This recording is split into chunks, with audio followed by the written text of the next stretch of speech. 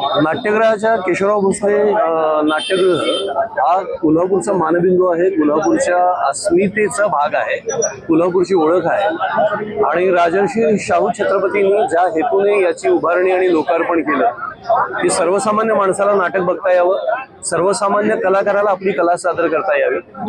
खाजगीकरण झाल्यानंतर या हेतूला हरताळ फासला जाईल असं आम्हा सगळ्या कोल्हापूरकर रंगकर्मी आणि सगळ्या नागरिकांचं म्हणणं आहे। आणि त्यासाठी खाजगीकरणाला आमचा ठाम विरोध आहे। हे महापालिका प्रशासनानंच चालवावं आणि ते चालवण्यासाठी जे काही सहकार्य लागेल ते सगळे मिळून आम्ही करायला तयार आहोत। नाही, विरोध याच्यासाठीच आहे की स्वप्नील जो म्हणाला त्याप्रमाणे की एकदा याचं जर खाजगीकरण झालं तर नाटकात काम करणाऱ्या लोकांना, नाट्य संस्थांना ते महाग पडणारच आहे। त्याचबरोबर रसिकांना सुद्धा ते पाहण्यासाठी जास्त पैसे खर्च करावे लागणार आहेत। मुळात हे थिएटर उभं करण्याचा उद्देश जो होता की जी करवीर नगरी आहे तिथल्या सर्व जनतेची करमणूक व्हावी आणि ती अत्यंत माफक दरात व्हावी, ज्याच्यामुळे त्यांच्या जगण्यावर फरक पडू नये, त्यांच्या खर्चात इतकी वाढ होऊ नये की त्यांना जगण्यात तडजोड करावी लागावी।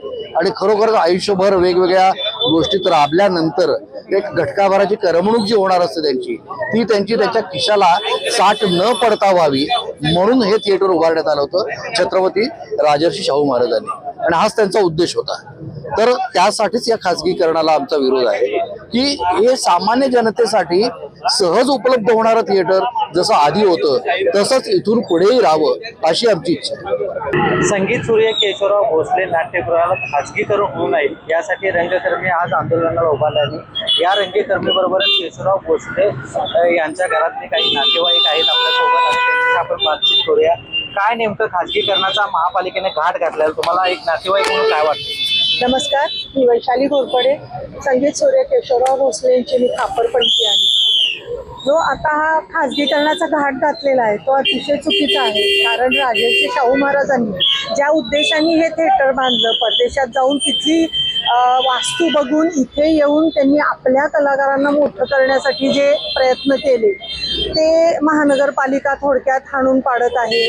आणि जे सामान्य रंगकर्मी आहेत त्यांनी जायचं कुठे हा एक मोठा प्रश्न आहे। हे खाजगीकरण केल्यामुळे तुम्ही धनदांड्यांच्या घशामध्ये ही वास्तू घालत आहात, जे की कोल्हापूरचंच नाही तर पूर्ण महाराष्ट्राची अस्मिता आहे।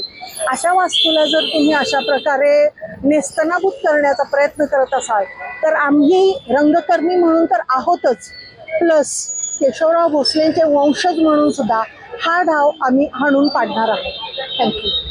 केशवराव भोसलेचे वंशज म्हणून हा डाव हाणून पाडणारच असं नातेवाईकांचं झालं। दुसरे नातेवाईक पण आपल्यासोबत आहेत, काय नेमकी आपली भूमिका आहे? मी नितीन भोसले, संगीत सूर्य केशवराव भोसलेंचा पंतू। या जे संगीत सूर्य केशवराव भोसले नाट्यगृह आहे ते खाजगीकरण करून ह्या कपटी डाव जो महानगरपालिकेने आखलेला आहे त्याला माझा पूर्णपणे विरोध राहील, त्याचा धिक्कार आहे आणि त्यासाठी आम्ही लढत राहू।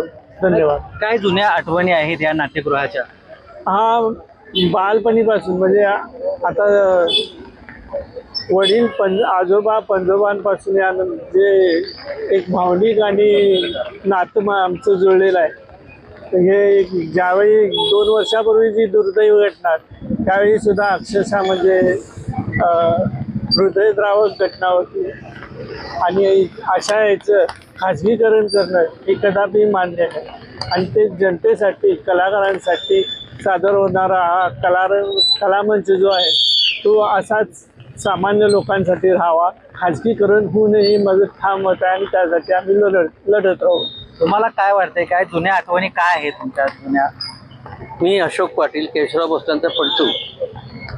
ही आग जी लागली, ही आग लागली की लावली याचं अजून संशोधन झालेलंच नाही, परंतु ज्या वेळेला आगीचा त्यांचा जो डाव होता तो फसला, म्हणून की काय हे नवीन त्यांनी हा डाव टाकलेला आहे। कुठून तरी शाहू महाराजांच्या ज्या काय ऐतिहासिक वास्तू आहे त्या सगळ्या नष्ट करायचं आणि शाहू महाराजांचं अस्तित्वच नष्ट करायचं असा ज्यांचा डाव असेल तो सगळा डाव आम्ही हाणून पाडण्यात सगळ्यांनी कोल्हापूरच्या जनतेने, कलाकारांनी हाणून पाडला पाहिजे।